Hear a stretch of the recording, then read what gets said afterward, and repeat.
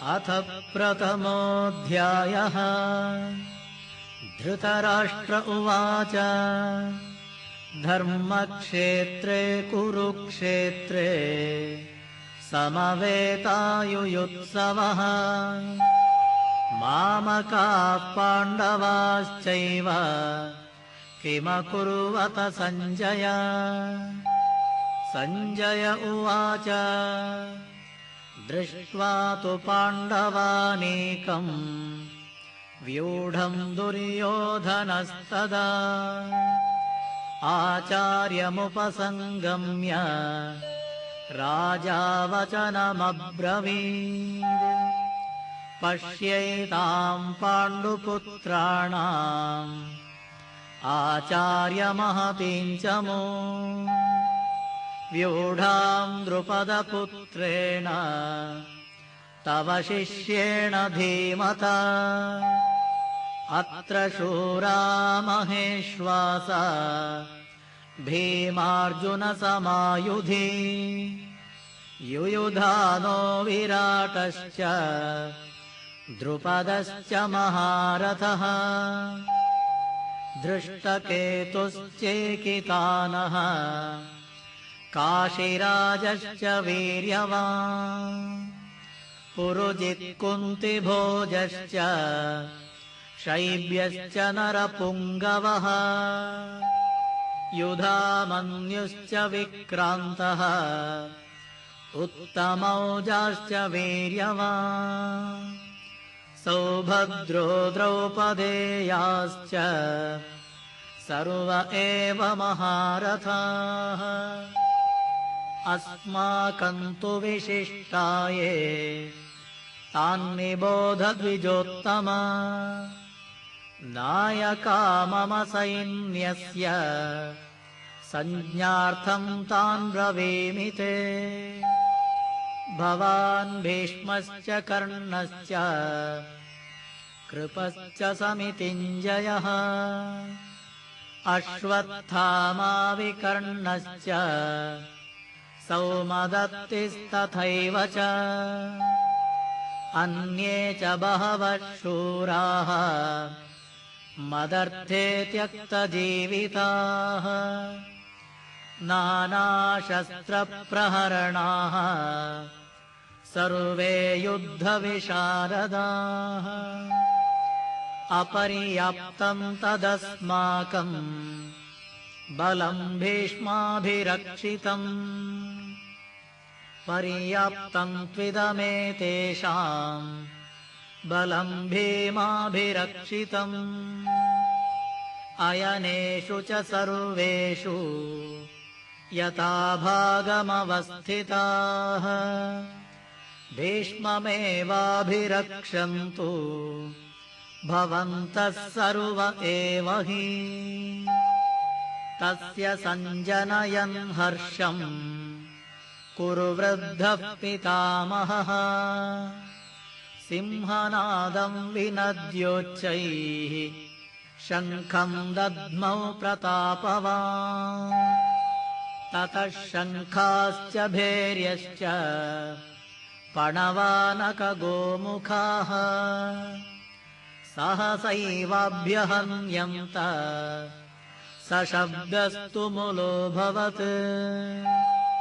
ततः श्वेतैर्हयैर्युक्ते महति स्यन्दने स्थितौ माधवः पाण्डवश्चैव दिव्यौ शङ्खौ प्रदध्मतुः।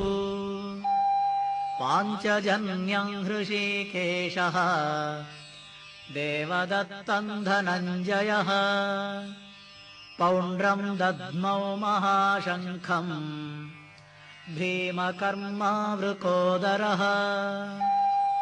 अनन्तविजयम् राजा कुन्तीपुत्रो युधिष्ठिरः नकुलः सह देवश्च सुघोषमणिपुष्पकौ काश्यश्च परमेश्वासः शिखण्डे च महारथः धृष्टद्युम्नो विराटश्च सात्यकिश्चापराजितः द्रुपदो द्रौपदेयाश्च सर्वशः पृथिवीपते सौभद्रश्च महाबाहुः शङ्खान् दद्मुः पृथक् पृथक् सघोषो धार्तराष्ट्राणाम् हृदयानि व्यदारयत् नभश्च पृथिवीम् चैव तुमुलो व्यनुनादयन् अथ व्यवस्थितान् दृष्ट्वा धार्तराष्ट्रान् कपिध्वजः प्रवृत्ते शस्त्रसम्पाते धनुरुद्यम्य पाण्डवः ऋषिकेशम् तदा वाक्यम् इदमाह महीपते अर्जुन उवाच सेनयोरुभयोर्मध्ये रथम् स्थापयमेच्युत यावदेतान्निरीक्षेऽहम् योद्धुकामानवस्थितान् कैर्मया सह योद्धव्यम् अस्मिन् रणसमुद्यमे योत्स्यमानानवेक्षेऽहम् य एतेऽत्र समागताः धार्तराष्ट्रस्य दुर्बुद्धेः युद्धे प्रियचिकीर्षवः सञ्जय उवाच एवमुक्तो हृषीकेशः गुडाकेशेन भारत सेनयोरुभयोर्मध्ये स्थापयित्वा रथोत्तमम् भीष्मद्रोणप्रमुखतः सर्वेषाम् च महीक्षिताम् उवाच पार्थ पश्येतान् समवेतान् कुरूनिति तत्र पश्यत् स्थितान् पार्थः पितॄनथ पितामहान् आचार्यान् मातुलान् भ्रातॄन् पुत्रान् पौत्रान् सखींस्तथा श्वशुरान् सुहृदश्चैव सेनयोरुभयोरपि तान् समीक्ष स कौन्तेयः सर्वान् बन्धूनवस्थितान्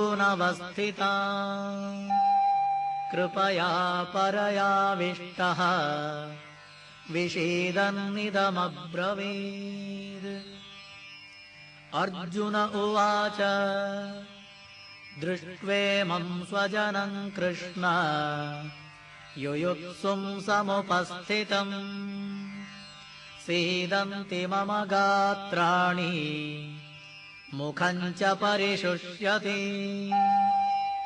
वेपथुश्च शरीरे मे रोमहर्षश्च जायते गाण्डीवं स्रंसते हस्तात् त्वच्चैव परिदह्यते न च शक्नोम्यवस्थातुम् भ्रमतीव च मे मनः निमित्तानि च पश्यामि विपरीतानि केशव न च श्रेयोनुपश्यामि